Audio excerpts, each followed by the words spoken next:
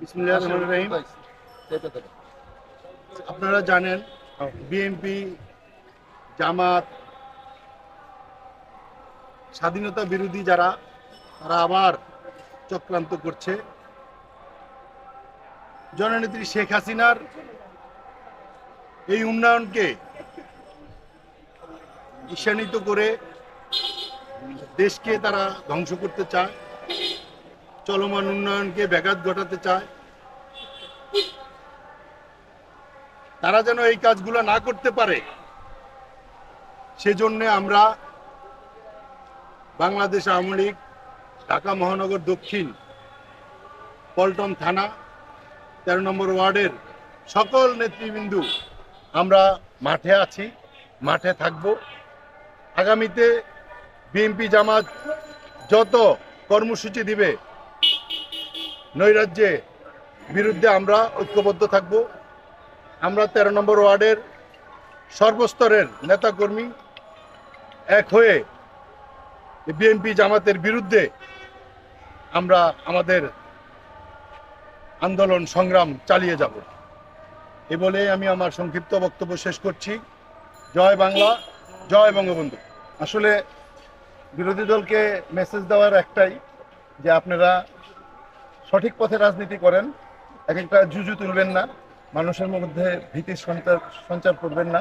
আপনারা মানুষকে এক একবার এক এক কথা বলেন, কখনো ভারত বিরোধিতা, কখনো আওয়ামী লীগ বিরোধিতা, কখনো উন্নয়নের বিরোধিতা। কিছুদিন উন্নয়নের বিরোধিতা করে আপনারা বলছেন এটা হলো না, সেটা হলো না, অনেক কিছুই বলছেন। আসলে তো এগুলো আপনাদের মন গড়া কথা।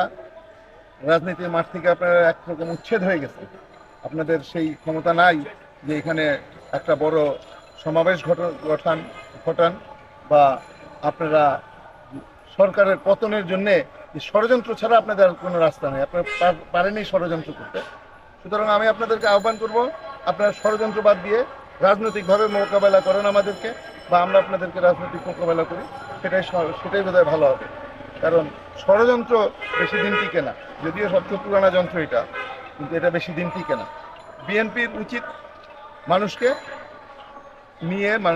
নিয়ে যদি রাজপথে নামতে পারে, সেটা হবে তাদের রাজনীতি।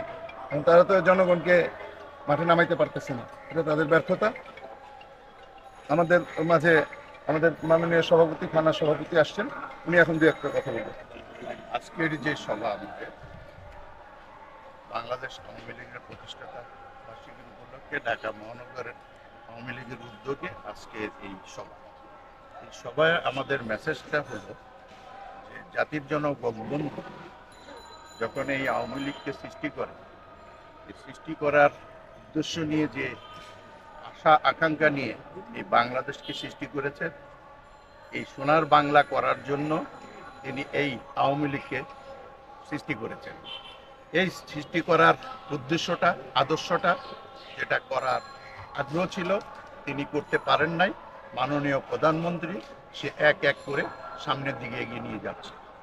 আজকে আমাদের এই মিটিংয়ে যারা নেতৃবৃন্দরা বক্তব্য দিবেন, আমরা যেন ভবিষ্যতে রাজনৈতিকভাবে, সামাজিকভাবে, সাংগঠনিকভাবে শক্তিশালী হয়ে দেশটাকে আরও সুন্দরভাবে মাননীয় প্রধানমন্ত্রী এগিয়ে নিয়ে যেতে পারে, সেই বক্তব্যই আজকের সেই আকাঙ্ক্ষা।